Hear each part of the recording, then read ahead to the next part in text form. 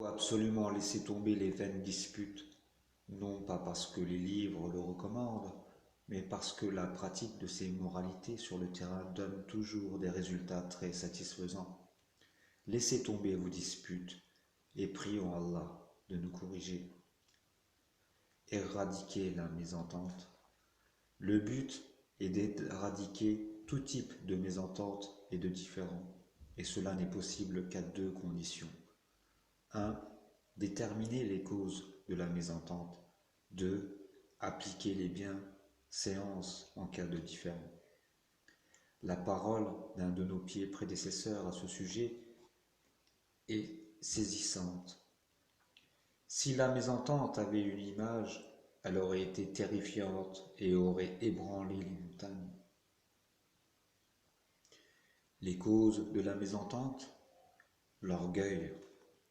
D'après Abdullah ibn Masoud, le prophète a dit « N'acceptera au paradis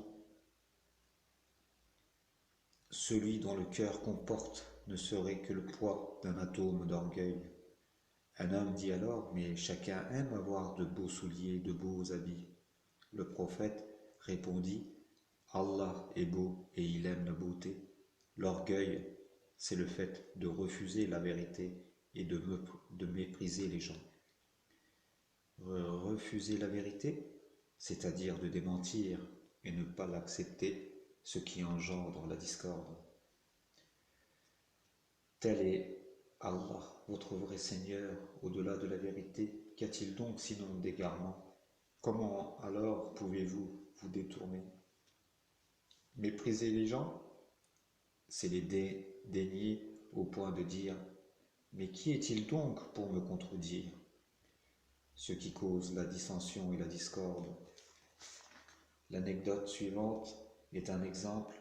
Un frère raconta « J'étais à la mosquée, accoudé sur ma main droite, en train de lire le Coran que je tenais de la main gauche, quand un jeune, ne dépassant pas la quinzaine, me dit « Voudrais-tu bien tenir le Coran de la main droite ?»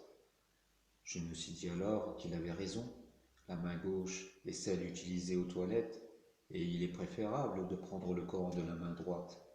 Mais d'un autre côté, il est très jeune, et il ne me serait embarrassant de lui obéir.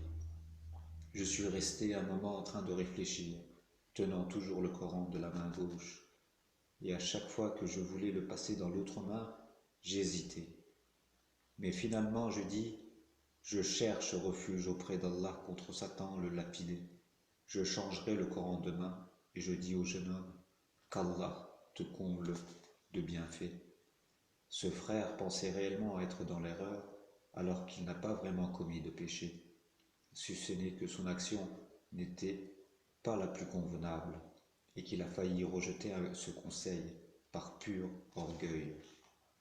Le plus amusant, c'est que le frère poursuivit. 5 minutes ne s'étaient pas écoulées sans que je ne remette à nouveau le Coran dans ma main gauche, et que le jeune ne réitère son conseil. Je lui dis alors, si tu me vois le refaire, mets-le toi-même dans ma main droite.